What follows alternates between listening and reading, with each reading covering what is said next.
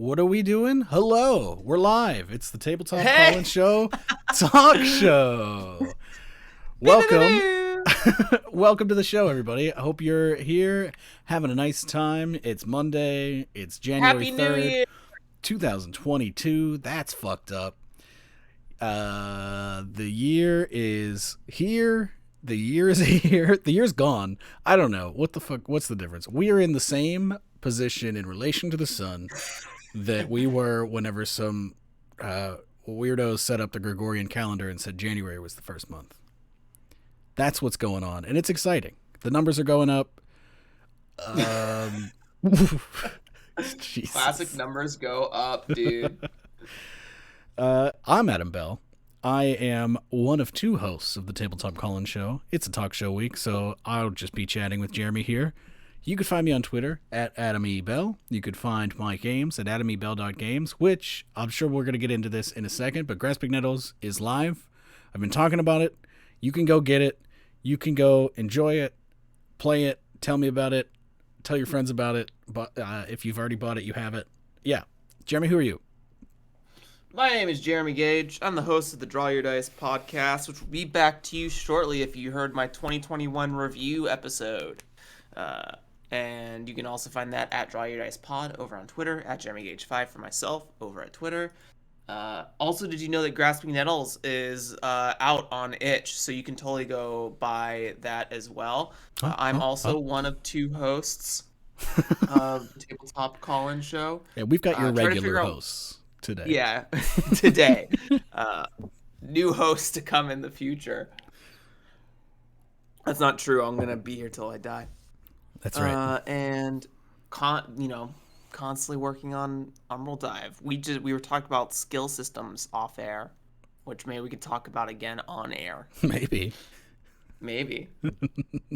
But talk about hey, kicking the can back, Adam. Talk about Grasping Nettles. It's been a journey. Oh boy, it has. What a hard thing it is to make a finished game that also you want to be something that you can sell for the rest of your life. Hopefully without ever having to make another change to it, because it's a little different than like a low stakes, like nice digital release where it's like, here's a game, it's good, but I just don't have the time or energy to put into this. This is something that, like, this is going to be, I think, one of my pillars, right? So that means Sasha and I took a lot of time to make it look nice. Too much time, you might add, but most of that was because fucking 2021 sucked. No. Everything about it. I mean, it was fine, but it sucked. Yeah, you went through a lot. Yeah, it was a real roller coaster. We're on the other side of it. I mean, we're approaching a new shitty year, probably. Let's be honest, but it's done. We did it. It looks great. The extra time was worth it. Sasha did an incredible job making the game look very nice. I love the cover. I love the inside. And you want to know what else I love about it, Jeremy? What the fuck do you love about it? Is it a special type of tech, Adam? No, it's the quick nettles. Yeah. It's the fact that what are quick nettles? For the first time ever, I hired people, smart, wonderful little writers, to put worlds in my game, because this time last year I was thinking, hey, it's good. Wow, what the hell is going on? This time last year, I had the revelation that absolutely you should give players the tools to skip the parts of your game that they don't want to engage with. So for a world building game, that's building a world from scratch. And you know what I did? Mm-hmm. You know what I did, Jeremy. You tell me. You know what? You reached out to only me and asked me to write 8 quick nettles and put different names on them. And commit identity theft for 4 of our other friends. You reached out and you got in touch with people and said, hey, why don't you make just a little goofy world that people can start from the rip on? Yeah, and you did a really great job. Everyone's so different and fun, and I think the other thing that they do is provide like more expectation. It's like reading the random tables in like an OSR game where you're like, oh, this is where the setting is. It's on these fucking tables. Yes, yeah. Uh, I've been thinking that for the last couple days. Yes, yeah, yes. yeah. So it's like, they read yours, and it's like, oh, you could do something kind of spooky and sinister here. They I read, like and monsters. they're honestly, every time I read yours, I find something new that I didn't notice, which is like, hey, good job. I gotta say. Thanks. um, yeah, they just all these different like play styles start percolating in people's brains, and they can start imagining what they want to do, even if they don't use the quick nettles. And I think that's fucking rad. It even inspired So, me to change mine at the really. I mean, in the past week, I wrote a new truly the one. lastest of seconds. I replaced my like pretty cool world that is still you could still get if you look at the screenshots on the itch page. You could see the old one because I figured just leave it, whatever. Um, and replaced it with one about when I worked at Bob Evans as a teenager. Which also is a really cool thing because you're showcasing what sort of like worldly scopes you Yeah, can work in when it comes to generational stuff, which is really, really fascinating. It's I think something that like world building games don't often consider, like the micro yeah. world. I honestly barely considered it until last week. Like I knew it was possible, but I didn't think about what that actually could look like until I mean last week we had that conversation about QR codes, which I did. Mm-hmm. Look in the Mm-hmm. back of the book if you're reading the book. There's a QR code that'll take you to a link to a feedback form. You can tell me how cool your game that you played was, and get a secret quick nettle. So I had to write a secret quick nettle. So then I posted a Twitter thread, which one I should write. Realized I liked all three ideas, and so put one of them in the main book, uh, and then one of them is the secret one. But yeah, they were all like very small. Like a restaurant, like the employees of a restaurant is like definitely a community. Uh, During the that, season of hash browns. right. Yeah, I mean the one season I included it was the Sunday brunch rush because Yeah. Bob Evans is Oh for God. I'm being sent to a place right now. Ah! Bob Evans. If you have the fortune of having never gone to a Bob Evans, and I don't ever call it Bob Evans in the thing, so this is a secret glimpse behind the curtain. Although you could definitely figure it out. It pretends that it's like a nice diner, nice home cooked meals at a diner, and that means the old people after church every Sunday just fucking swarm. Horrible. Hot coffee. so many so many people had to like be employed on those days compared to anything else. Like I said, I like monsters. So, Yeah. You mean the customers? You mean the hmm? old? They are the monsters. Yeah. What's next? What are we talking about? Good question. Good question. uh, I know that there's some people hungry for whatever I'm brewing skills wise, as I saw in the chat. Of course. But I also want to say hello to everyone per the usual because we're still at a viewer count that allows me to do that. So, what up, Cameron? What up, MV? What up, Dan Phipps? What up, John Geary? What up, Fictive Fun? Will Yopes? Donnie Dynamo? Tankstein? Foremost Grub 9? Aaron MFK? That's everyone. Hey, everyone. Thanks for joining us today. And for those of you who are potentially lurking and haven't said anything, that's okay. Fucking watch us, dude. Watch the chat live or listen to the podcast later. Oh yeah. Oh, and Dice Ghost, what up? Oh, and Meow. Raph. Raph is also here. This is happening so fast. This is probably this is the maximum. This is probably the maximum I would do. Like within the first 15 seconds. Mm. Uh But hello, everyone. Thanks for watching us today. Thanks for being with us here live. Whew. Yeah. So, skills is a topic we can talk about today. Is We there can do anything skills. else you want to talk about today? I there's this Zine Month thing floating around that we could talk about. I tweeted this very late last night as I was going to bed, but I need you to convince me to not make a fantasy game and call it the Bell Hack. We can get into that. I'm here for it. Damn it. It will be called the Bell Hack. Well, I love my fantasy trad stuff, so let's do those two topics today. I think that'll run us the hour, right? Skills and then that stuff? Yeah. Yeah. Cool. Yeah. Cool. Well, what do you got? So, this is for Umbral Dive. Let's first talk about the origin story, right? A long time ago, there was a boy who tried so hard to resist that he loved skirmish fantasy trad games because he didn't want to be a trite game designer. And then he said, fuck that. I do love skirmish traditional fantasy games. I can just lift them out of the grave and make something better.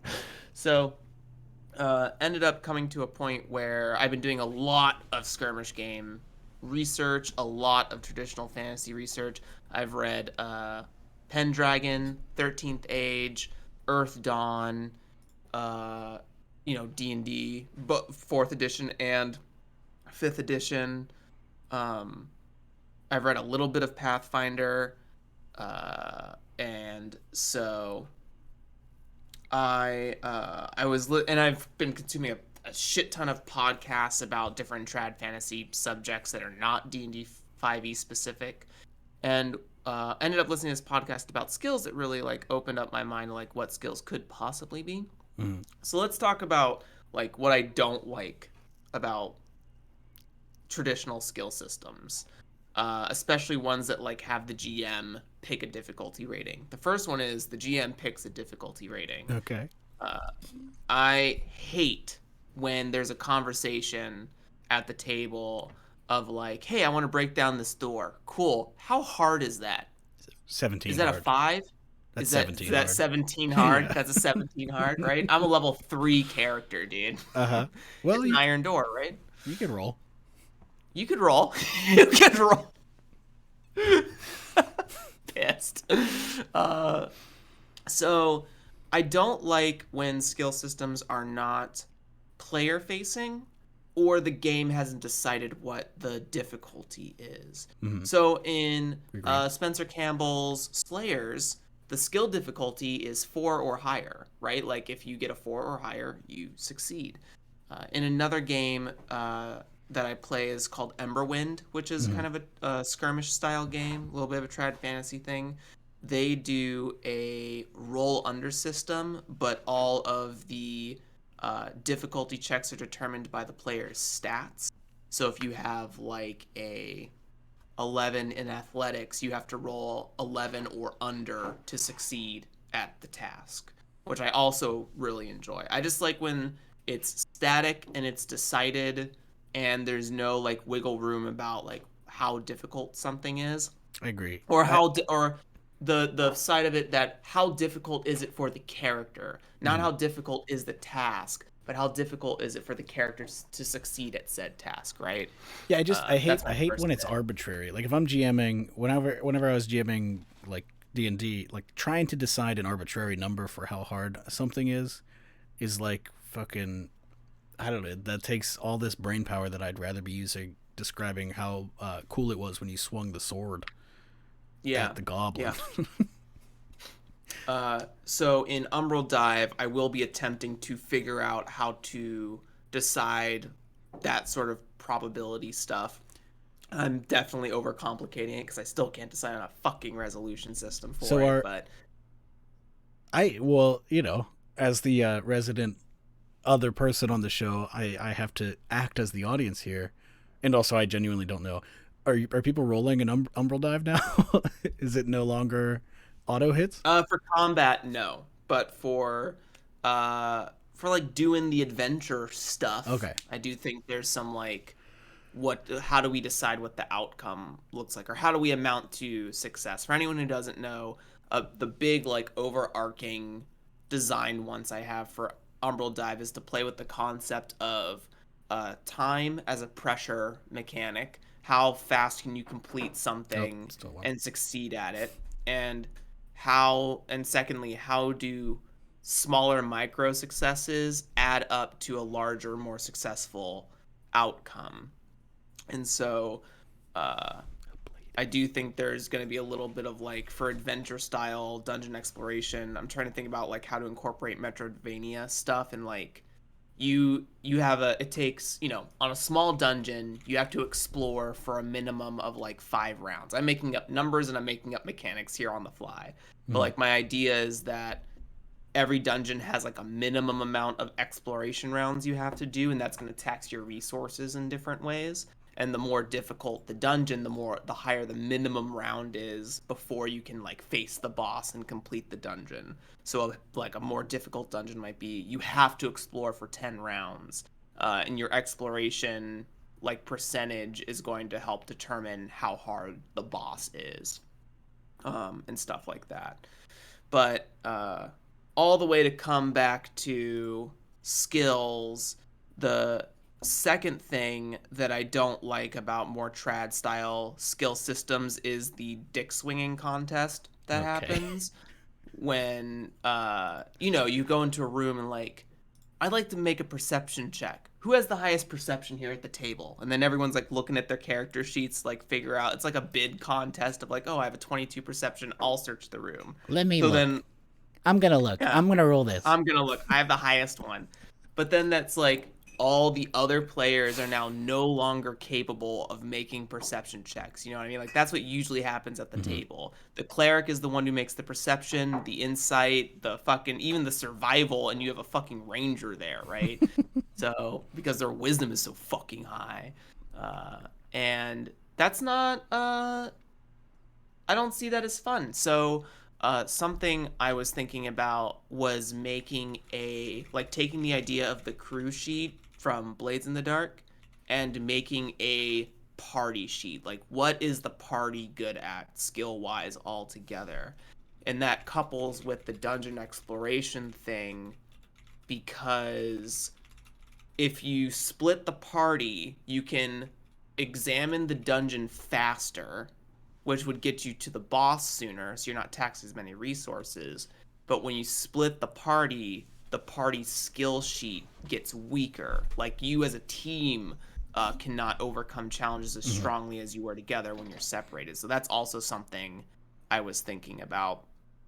And How then go how ahead. you think how you thinking about doing that? I want to noodle on this one. Unless you've got more Sure. to talk about, but that's the idea that's making me. I like it. There's one more part for all of that is Mm. there's a podcast I was listening to called the Smart Party podcast, or what would the Smart Party do? And they're specifically like a trad fantasy like examination podcast. And one thing they talked about is they don't and something that I found that I don't like, they don't like specific skill systems. And what that means is like imagine you have a skill system and there's just like one quirky skill like swimming, right? If any one player takes that swimming skill to like a higher degree of mastery, you now have to include water in your game, like swimming traversal in your game. Mm-hmm. And it may only be one person who wanted to make a sailor, right? Everyone else is like, we get it. This is a cave diving dungeon game. Like, we don't have to swim. But because that skill's in there, it gives the option. So instead, they talk about how in D&D 5e there's a feature for the sage background where when you fail, like I think it's like a knowledge check of some sort, like history or something like that, religion. If you fail the check, you do know where to get the information later. And I really like the idea of like they called it penumbra skills, where you have like a major category and then you just have a conversation about like, oh, what else could you know, right? So if I have a high history skill, then could I know about runes? Could I Mm-hmm. know about ancient civilizations? Could I know about like wars or something like that? And then you just sort of like write that in somewhere to whatever your allotment is. Same thing for like if your major category was physique, encompassing all things like athletics, stealth, dexterity, all that stuff, um, then could you say that like, oh, I can chop wood, I can bust down a door, I can like you get this like you can write in smaller tertiary specifics based on a major category because if you're a strong person, if you're physically strong, there's a lot you can do that shouldn't be limited by the skill system. Mhm. So that was the last bit of that. But we can go back to the group thing. That was just the three parts of the Yeah, hell skill yeah. system: player facing or designer decided numbers, uh, That's a a 19. a, a group sheet that encompasses all skills, so you don't have like a bid contest, and then penumbra, like radiating skill map that sort of like says, oh, this is my major good skill. What else falls under that in our setting? Mm-hmm. Ooh, ooh, ooh. Yeah. So how do you think you do this group skill thing? Because I know you like to think about paper tech, and so like I want to hear the paper tech that makes this like seamless. Like, is there something that like, okay, the party's all together, so like we all have our little like skill quarter sheets, like they're in the middle of the table. Everybody That's can just like exactly what I look. was just thinking. Yeah, and then like, oh, the party's split, so like seamlessly we don't talk about it because we've been playing this game. This is our 15th session. Like we're good at this. Yeah, yeah. I have like split off, so I'm slowly sliding my little sheet away. Oh, and you came Yeah. with me, so like we'll make a second pile over here, and we know that like this is Yes. this is Yeah. where we do it. Yeah. So, Yeah. I think that's so fascinating. So I think what that would do is kind of talk about the individual mm-hmm, and fitting like the skill system on, like, let's imagine an index card, right? mm-hmm, It could definitely be larger. In fact, it probably should it be larger in some regard. But I think I imagine like the configuration of putting these puzzle pieces together. That's the party sheet, and then you can sort of like, as you move different rooms, you can separate that away, which means that all the character sheets would have to sort of like be uniform in some way. Excuse me. But then maybe it's like a class thing, because there will be classes in the game. So maybe it's because like there are 5 guilds based on the alchemical planets. It's like mm-hmm. Mars, Jupiter, Saturn, and those hold like different strategies and tactics for the classes. So Great. for example, the Saturn class or the Saturn guild is like a knowledge guild, but it's not knowledge and like you're all just wizards. It's that you work with machinery. So the 3 tactics are like the gunbreaker, who uses a gun blade and like does that sort of tech. There's the machinist, who makes like arms and rifles and robots. And Mm-hmm, then there's the sage, who makes like these, they're called funnels in animes, but it's like these floating lasers that you kind of control with your energy or your mind, depending on particular genre. And so that guild like focuses on that. So then does that mean that the guild is good at like mechanisms? And then is that your quarter sheet? Like uh when you're a part of a group and you can all sort of like mind think together, is it that your individual skills are boosted up based on the number of players that are around, mm-hmm. right? And you all sort of roll to see like how you assist. Maybe that's it. Maybe it's like there's a core set of skills for a class, and then for every party member you're attached to, they get to roll like their knowledge dice. It kind of, part of this was an inspiration from watching Misfits and Magic, if anyone's watched that on Dropout, with Abria Johnson and all the different players of that game. They were playing Kids on Brooms, and whenever Abria had them make, I don't know Kids on Brooms very well, but they had them make group checks and said like a total difficulty. Like Mm-hmm. your total difficulty is 35. So using all of your skills in this category, you must beat a 35, and everyone would add their numbers together. I found that really fascinating. I think that really circumvents the like when we're doing things as a group. So I think maybe it might be like a player facing thing. Maybe there are ranks to difficulty checks. Like maybe it's like if we're saying the number is beat a 4, like in Slayers, maybe each rank of difficulty is 4 more, right? So like a rank 1 difficulty is 4, while a rank 3 is 12 or some shit like that. And that way the Mhm. game has sort of decided what that is, and there's less like granularity for the GM to like decide like, oh, is it a 15, 16, 17, or 18? Then you just really have to say like, oh, is it 12, 16, or 20 here? Uh, that's my first thought. When you talked about that quarter sheet, that's what I'm thinking. I think there's like the individual, and then the individual is boosted with how many party members they're with. Boosted. Yeah, I like what Aaron is saying in the chat here too. Like the love the idea of everyone rolling checks at the start and saving those dice results, and the party can choose when Mm-hmm. to use which. So someone going off Mm-hmm. alone, do they take a good result or leave the good ones for the rest of the party?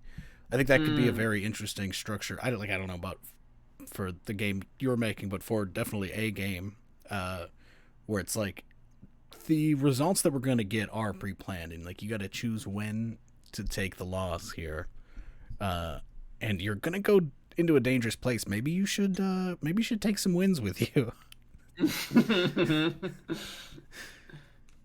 Catching up on chat, but you can keep juicing on it. Keep juicing on it. Shit, I don't know. That's just a good idea. I don't have any extra shit to add to it.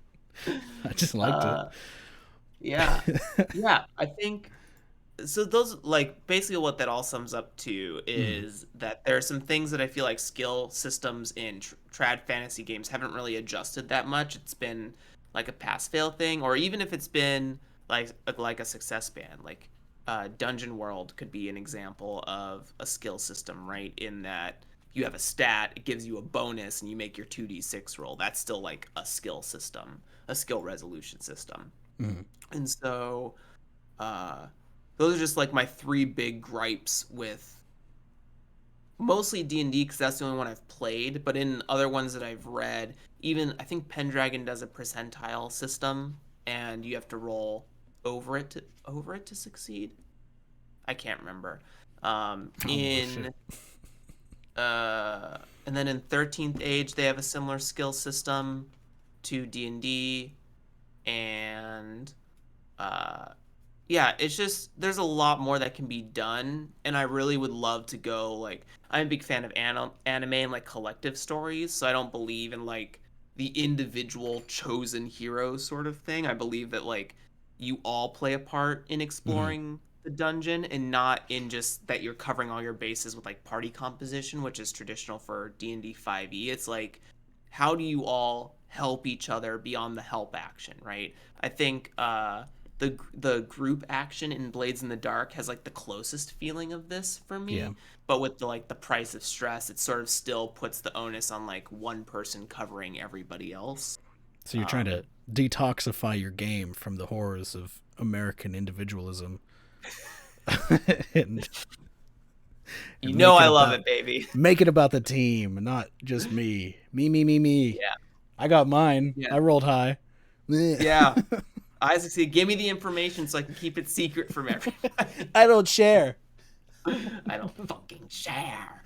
That could be Uh, fun. That's not to make fun of people that keep secrets from their party yeah, in yeah, character. I think that's really cool. yeah, yeah. Um, and if you Yeah, agreed that's my ahead of thoughts on time, skills. skills, Skills. That's what I'm skills. trying to do with Emerald Dive. Figure it out. Hmm. My three big ones. I think I like where you're going. I think it's definitely interesting that like the skills like these. It says something about your game or about the game that you're presenting when like the skill checks disappear in combat. I think that's really interesting. Like these are people that are like real good at beating up on big monsters. Mm-hmm. They stop rolling. But whenever they go and try to like see a trap or like talk to a human,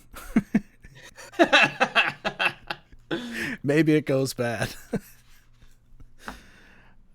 I think that's good. I think that's an interesting interplay.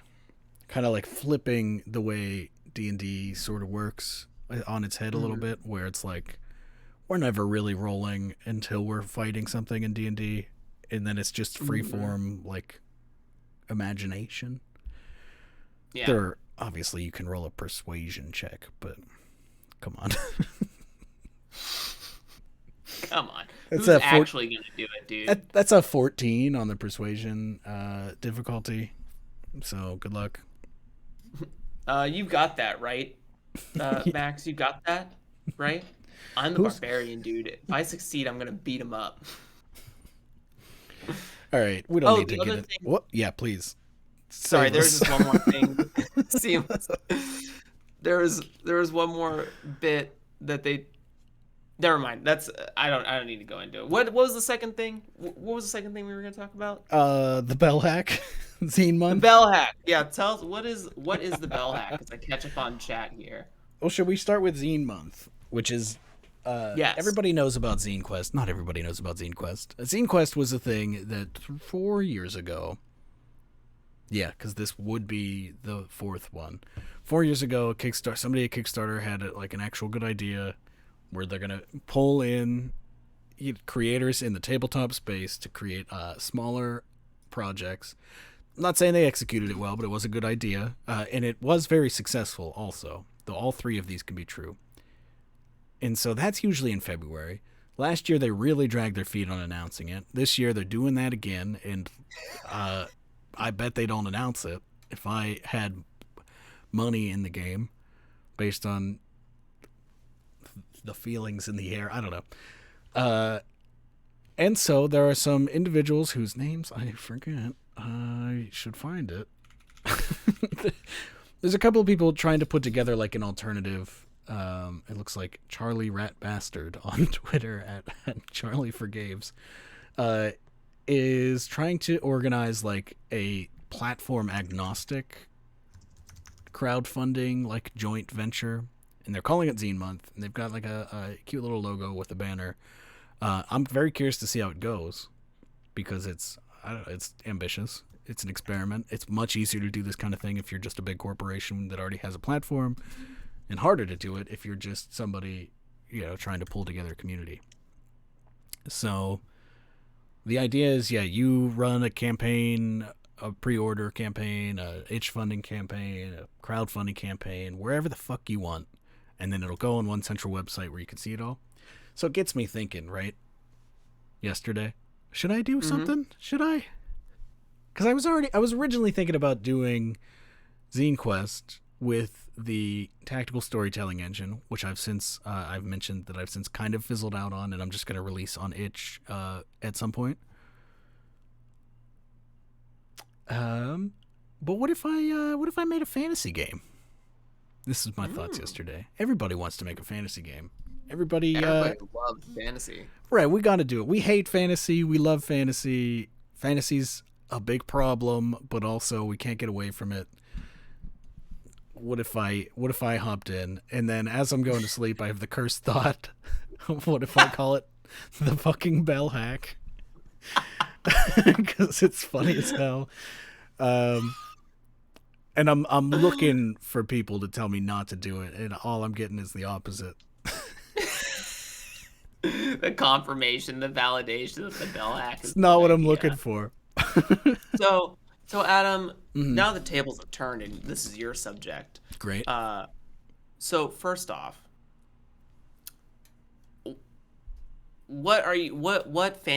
okay, so when we say fantasy, I think the general assumption is Euro medieval fantasy. Yeah. Right.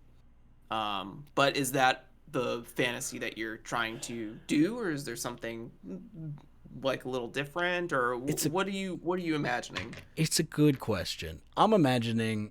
So I'm making Project Axial Tilt, which I've mentioned before. It's like a sci-fi game. It's got a lot. I'm going to be putting a lot of thought into setting and set pieces, and trying to do a good job with it and say something with it, but also make it very fun to play, even if you're not listening to what I'm saying. Unless you're a shithead and then get out of here. You don't want to play my game.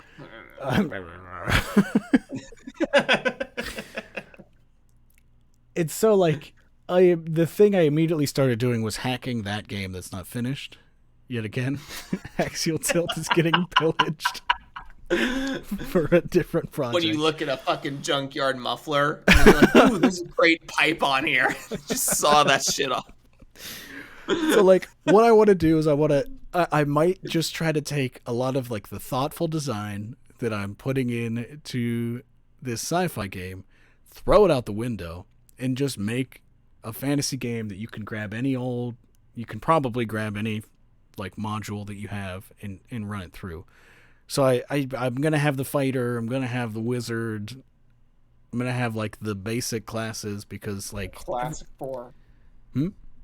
The classic four. What are the other two? Like a rogue ranger?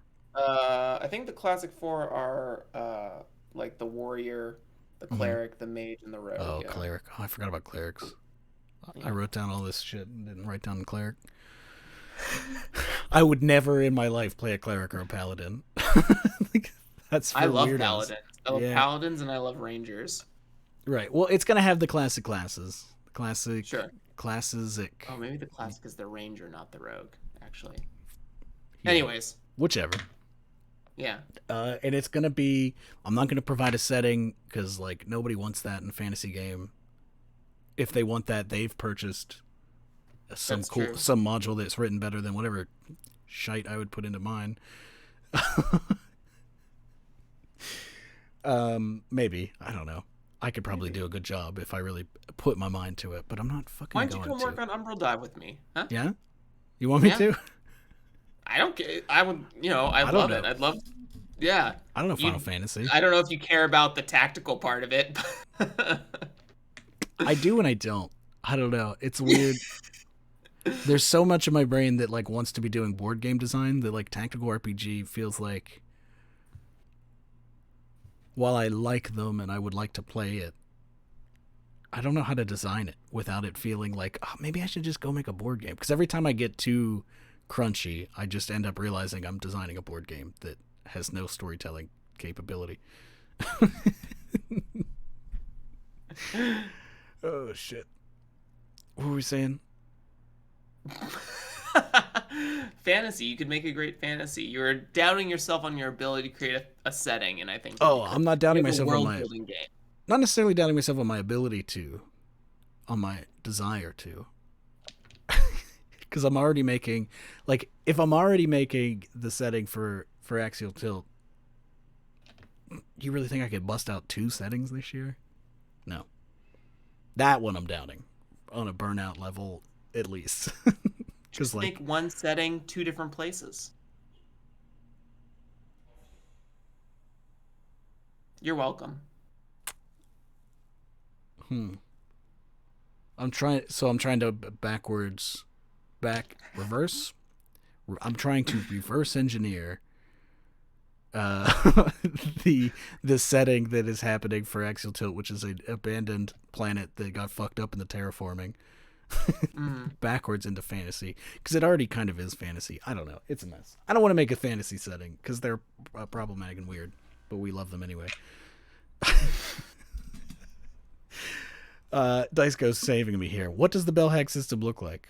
Great question. Yeah, thank you. Yeah, that was my next question. That first question just got longer than I wanted it to. So if it's a hack, it's going to be a hack. If you've listened to, was it 2 weeks ago, where we devolved into dice math hell? Yeah. Whichever episode of the talk show that was, it looks much like that.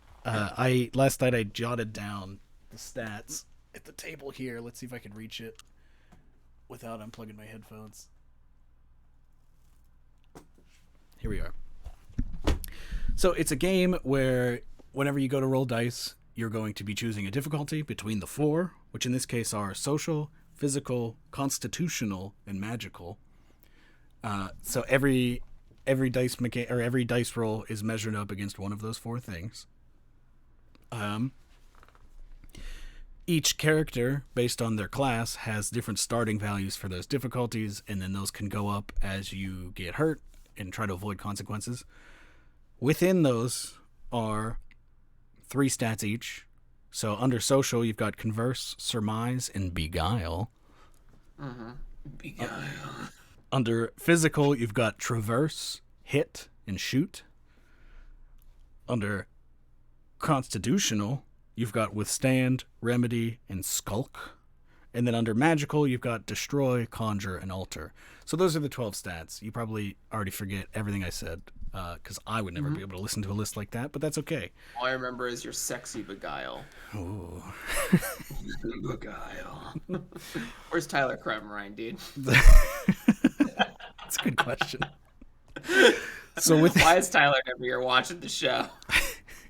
We need to get Tyler to call in and just do his voice, and he does like this. I hate it. That's a Pirates of the Caribbean cold read deep cut for all the brain trust people out there. So the combination of those 12 stats and the 4 difficulties should let you do just about anything that you normally do in a fantasy setting. So if you want to roll your destroy stat against physical, then you're breaking something, right? Mm-hmm. Probably physically. Break it. If you want to roll destroy against magical, then you're going to magically break something. Mm-hmm. Oh, interesting. If you want to roll skulk socially, maybe you're trying to, that's you, like you might do beguile. There's a little blades here where you could do one or the other, but maybe you're trying to like avoid a topic from coming up. You're like, I'm rolling this so that I could drive this conversation around this tough topic as I skulk around in a social manner. Mm-hmm.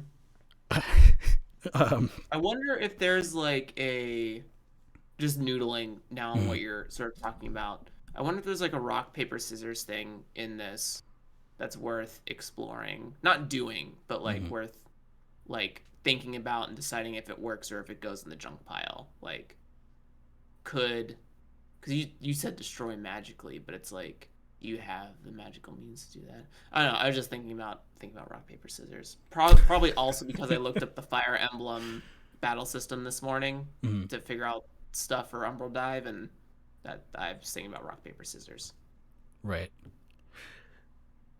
I don't know. How would you tell me about it? Like, are you, instead of rolling dice, you're playing rock, paper, scissors?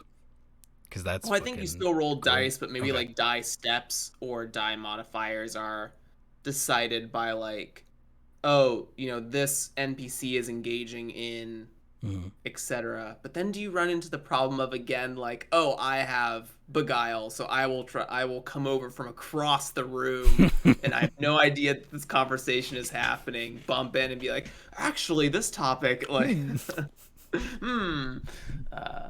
so maybe that actually doesn't help, because it still goes back to the I'm better at to your this problem, than you are. Yeah, I'm hoping. I do think that like the more having some GM guidelines in the more story-esque games that like I dabble in. So something, like in Forge in the Dark, the GM should never let that happen. Because if you described yourself sneaking, somebody else can't be like, I'm going to roll for you. Because like, no. Yeah. We roll because of what happened in the fiction, not to see what happened. I don't know. There's like a fine line there that is up to the table, and I bet there are still like, okay, who should do? Who has the higher skirmish? Who should? Me. Who should do the hunt? You have 4 skirmish, as we've learned on this podcast before. I'm willing to fight, dude. Fucking put someone in front of me.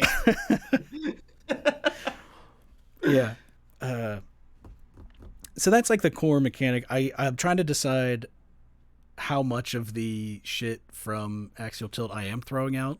It's like weird to subvert your own game that you haven't released yet, because people won't get that that's what you're doing. Tell me about it. Tell me about it, dude. So like to hack, because Axial Tilt, you've got things like there's no HP. There's no HP. There's only like damage to your stats that you as a player do when you choose to like avoid consequences. You're like, no. The thing you just described doesn't happen. I don't get my leg blown off by a big gun. Instead, I'm gonna like make my physical difficulty higher from here on out until I fix it, and then fixing it is like a whole fictional situation where like, oh, to fix your physical, like you have to go and rest at home and like do some workouts and show that your character's doing this stuff. But in the fantasy game, I kind of want to subvert that and do like a fucking long rest. Reset your stats for every day that you rest. Yeah. That was another thing that in that What Would the Smart Party Do podcast, they talked about health for a little bit Mm-hmm. and like wounds and stuff.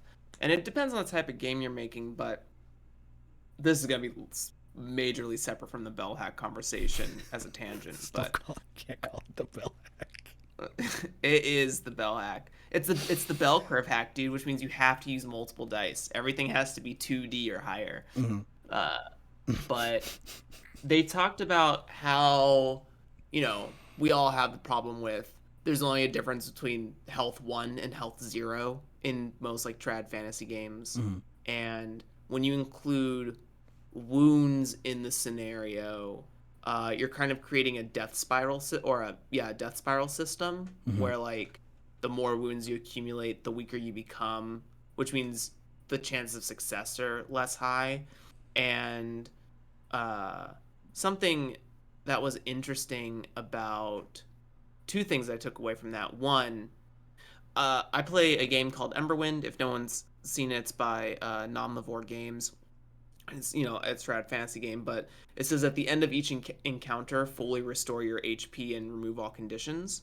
Mm-hmm. And I have found that to be okay Mm-hmm. in a game where like combat is the only phase of the game, like D&D. Like you have combat, you have not combat, and then you have combat again. So like you're always going to run into a situation where like players are going to want to rest. If you want to put them through a gauntlet, put them through a gauntlet where the encounter does not end, right? That prevents a rest scenario. But I found that really fascinating. But the conversation of wounds in that, like, it's Blades in the Dark is a good example. Like Yep. the death spiral of a wound system, right? You take Mm-hmm. 2 level 2 harms, you're rolling 2 less dice on any action roll that you're making. Any relevant action roll, yeah.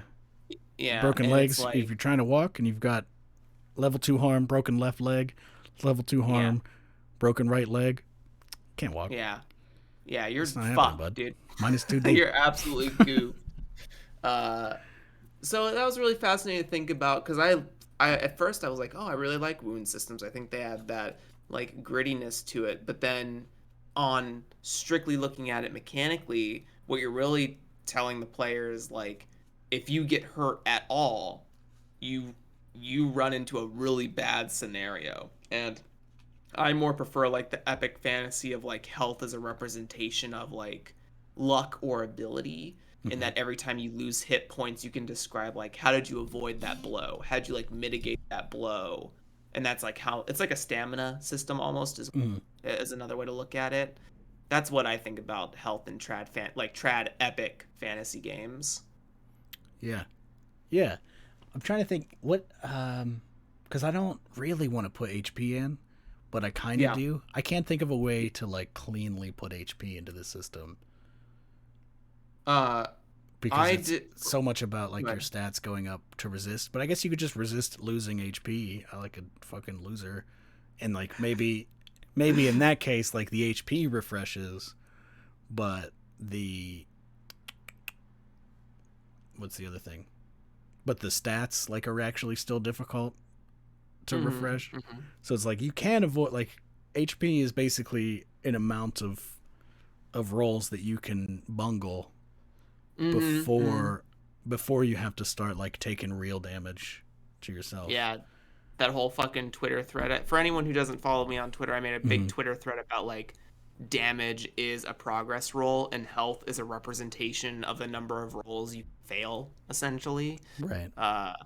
And that really like blew my mind open in that like the game is telling me how many mistakes I can make as a player before I can no longer make any mistakes, or that my character is like incapable of doing any more actions. I thought about like the word strain as a replacement for health as well when I was thinking about the skill system, because there was a period where I was like, oh, if you fail like a skill or if you want to push yourself, there should be like some sort of like strain or fatigue that comes from that. But that's only if you want to add that in your game, like if you want to put that quote unquote realism into it. It just depends on the scope of it. Oh, but the last thing I wanted to mention on that is your players are never going to run away. They're never going to run away. I've run away. They're going to fucking bash their foreheads against the dragon until one of them dies. There is no other option. As So, go ahead. I was gonna say, as a player, I've run away. I want Oh, that I to be know you. clear. Listen, yeah, I It's think rare. It's extraordinarily people, rare. yeah. People who have been GMs are probably more apt to run away from a conflict than like just players. Maybe, I don't know. I guess I'm making a very big general statement. But most of the time, you're just gonna bash your head against the problem. Everything's a nail, and you're there, dude. One of the three players did not want to run away and died. Yeah. So maybe it works for your argument. But they brought up the concept of like morale, and they've mentioned in other games morale doesn't feel as good all the time because it's asymmetrical. Like you can make enemies run away, but you can't tell a player to run away. But what if you did? What if you said that like you had both enemies and players had morale amounts, and when you hit a certain amount you have to roll against it, otherwise you have to start like retreating or at least moving rooms or something. Like you have to change what's happening on the battlefield or in the fiction or whatever. So I found that really interesting as a health system, and just saying like, hey, if you hit this amount you lose this opportunity, right? Like other games do it in single checks. Blades in the Dark does it for controlled stuff. When you fail a controlled position, you lose this opportunity, rethink what you were doing. You're just not in trouble. So like, why can't there be like a, you have to run away. Your character, like it goes back to the conversation of that your character is smarter than the player is in those cases, right? Right, because that character is alive and like has thoughts. To me, exactly. my character is a funny little piece of paper that I push the buttons on and the fun story happens. But to that character, this shit's real. Yeah. It's scary. And again, that's your flavor of game design. But I think I am in the field of thought that like the character would know like, oh, we can't overcome this right now. Back. We need to go away. Right? This is beyond our level cap. So let's go back, let's run away, reassess our strategy, and then we can go back in and try to like perfect what we were doing. I think is interesting. So anyways, that's all the conversation, a tangent about putting health in your game and like what that can look like. Yeah.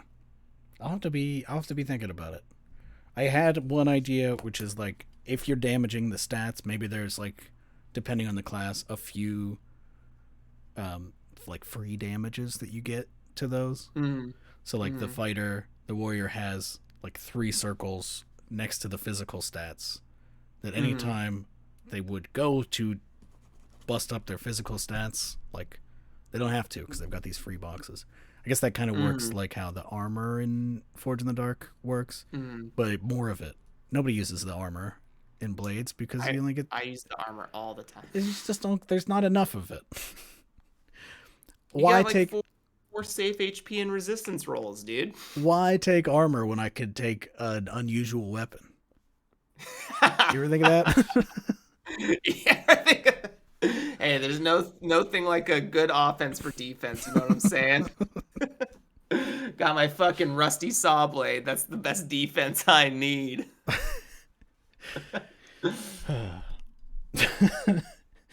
So yeah, I think what I'm gonna do if I decide to pursue this as an option, my current thought is it'll be something that'll be like a pre-order on my Ko-Fi store sometime in February, because I'm running the Kickstarter for Legend Has It in a couple of weeks probably. That should be done. That's gonna be. I'll put my fucking name on this now. That will be the quickest turnaround to a Kickstarter that I have ever done and will ever do, because as soon as I get the money, I'm gonna order it from the Game Crafter, and they're gonna ship it, and it's gonna be very cool. To not have to deal with anything, as opposed to Grasping Nettles, which took almost a year, and now I have to print out and assemble like 250 games. Oh God. That's the next week for me, for sure. So I'm gonna have a lot of time to be percolating on thoughts about the bell hack. Oh, I use a long arm stapler.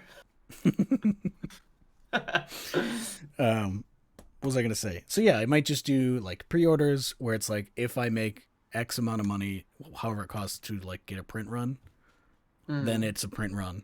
If I don't, you get a digital version. Thanks for the extra money. And just like being upfront about that, I think like yeah, it's $25, however much it is for this like this smaller book. But if I don't get enough money to make the books, like this is a this is Ko-fi, this is a fucking donation platform, and you've you've donated a little extra. I don't know. Is that weird? Is that too much? Because I don't like Kickstarter. The nice thing is if you don't meet your funding goal, nobody gives you money. You're not out Mm-hmm. anything. But Mm-hmm. like branching outside of that to different places, like if I only sell 20 copies, a fucking print run of 20 copies would Mm-hmm. be like disastrous. I'd be out a lot of money. Mm-hmm. Mm-hmm. Um, but if you're upfront, if you're like the way that this works is that you get a physical copy if I can afford to send you one, and you know that ahead of time, you can just wait until that happens, till that's guaranteed. That's fine and scary for Mm-hmm. me. Or you could just back for the digital and come back later and get the physical. I don't know. Mm-hmm. Hmm. Hmm. I think it would be.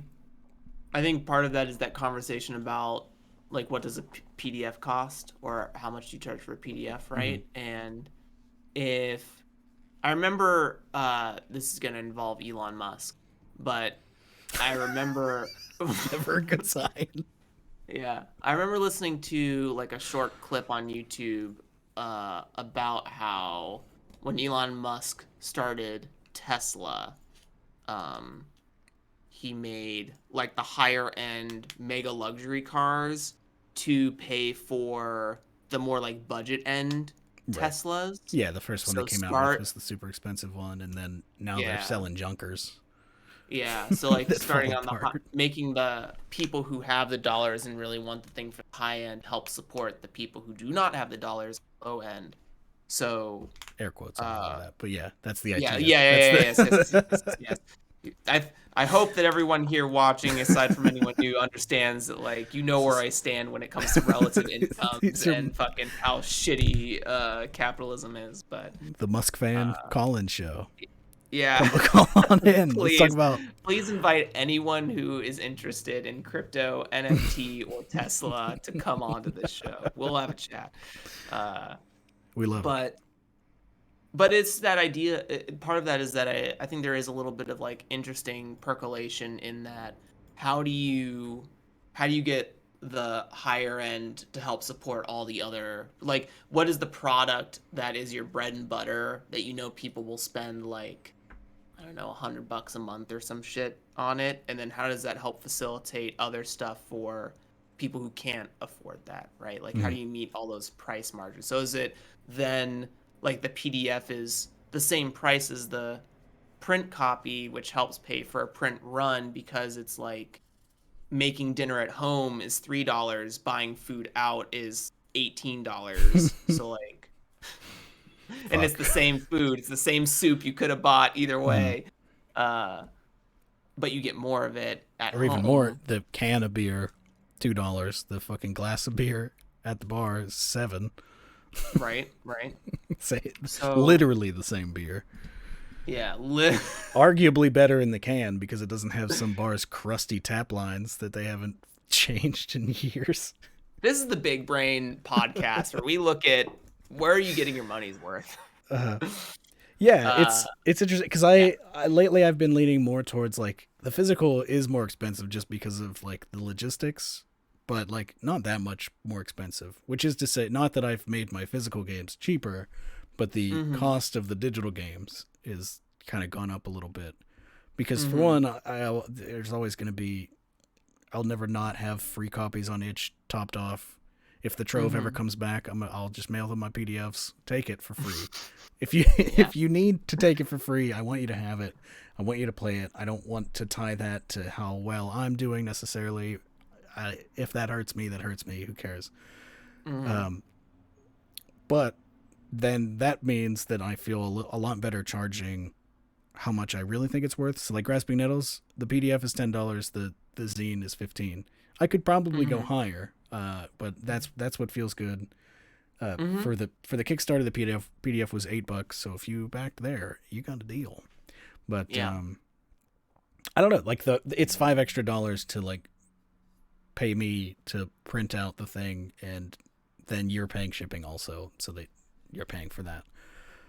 It could be a pay it forward thing too, because there are definitely people who like I'm a person who doesn't really care about physical copies. Mhm. So like you could God, I'm even the do a pay opposite. it forward model where like what? I said I'm the opposite. I need the physical. Uh, I can't have read to a have the physical. I can't read a file.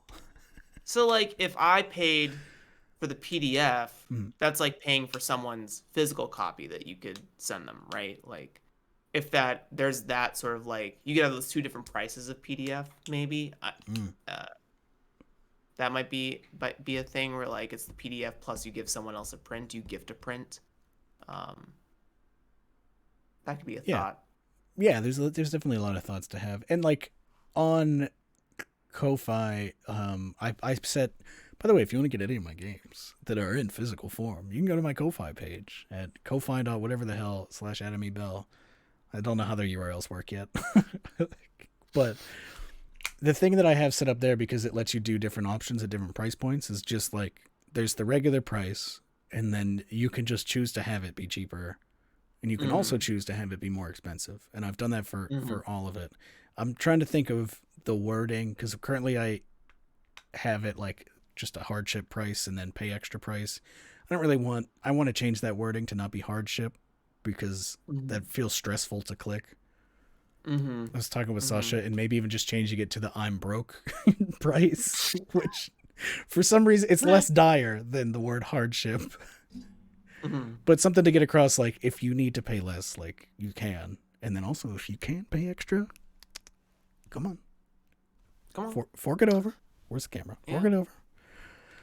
Uh, you were mentioning something about having the community copies topped off, and I have my own thoughts about community copies that we don't have to get into here today because we're top of the hour. Mm-hmm. But uh, I think Gem Room Games does a really good idea. That's Dan Phipps and Collie Laurie, the Gem Room Games family.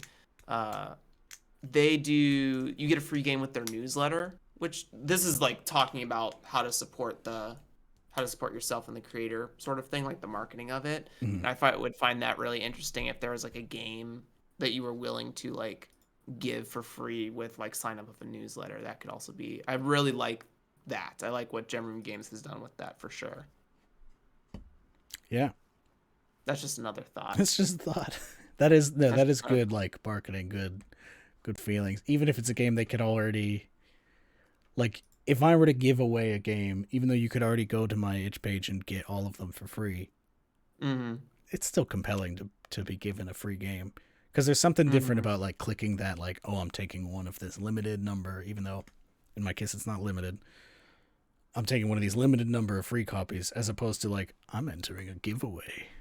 I feel Yeah. very Yeah. deluxe right now. And you're getting kind of like two It's a things, right? different You're vibe. getting the newsletter and the game. Mm-hmm. So that's like a double win in a lot of cases. Yeah, there's a lot of thoughts to be had. Should I do should I do the thing in February? Should you do the thing in February? Chat, can you start a poll here? Can you start a poll here? Do you want to see the Should bell Adam hack Yeah, do you want to see the bell hack, yes or no? in February? God. One in chat for yes, two in chat for no. You know, if you you're can if make like you're a real still here poll. hanging out with us. A I real know. one. Wait, can I still make the poll? I think so. I think I did. You're a Yes. mod. / poll question. Bell hack in February? I didn't spell February right. I also don't care. Yes. Yeah, so the good news is a lot of these creative impulses that I have, as long as I get the core ideas written down, I can like set them aside. So Mm-hmm. that's what I did yesterday, and like talking it out counts as that. How come you didn't put a give me a different name option? Excuse me. I think the chat's already spoken about what the name of it should be. so, so the good news is I'm not gonna feel like pressured to do this by February. It's just like, should I? Mm-hmm. I'm thinking about it because I think it'd be fun. But I don't know. I don't want to drive myself into the ground because I was looking at I was looking at the releases that I did in 2021. Mm-hmm. 6 out of 8 of them were last January. Never seen from again. Kind of a problem. Top of the year release, and then Yeah. that's it. I was feeling it last January, Yeah. and then The other 11 months are strictly marketing and fulfillment. True crumbled. Yeah, and then it took until just now, till this January. Now Grasping Nettles is out. It's I don't want to do that again. I want nice, consistent, calm, quarterly releases. Yeah. Yeah. Yeah.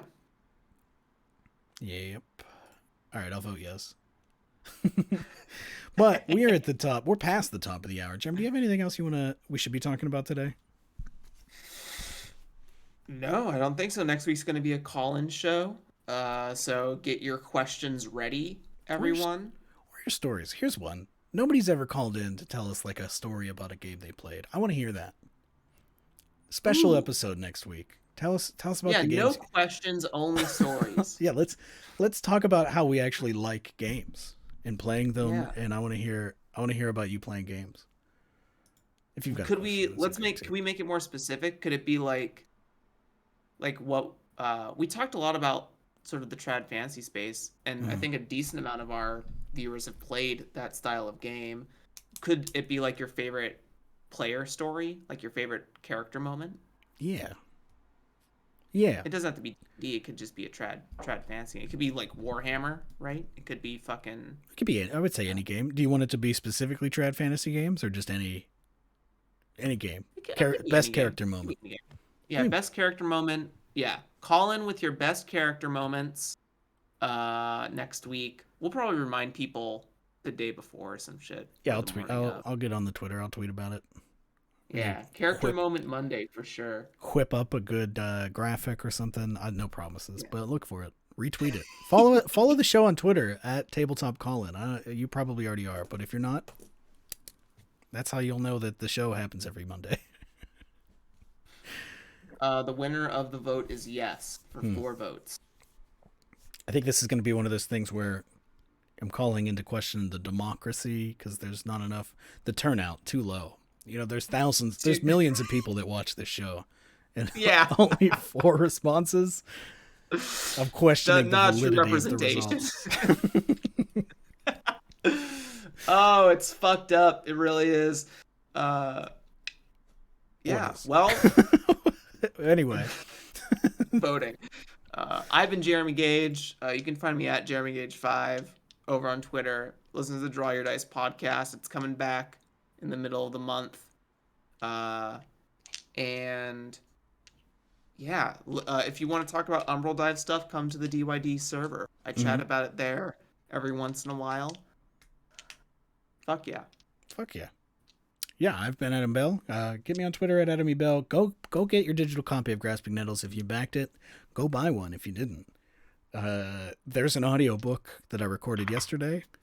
So you can listen to me reading the book to you in this voice that I have, including all the quick nettles, which was kind of the most fun part, but then also I was tired by the time I got there, so maybe I'll re-record them one day with a little bit more gusto.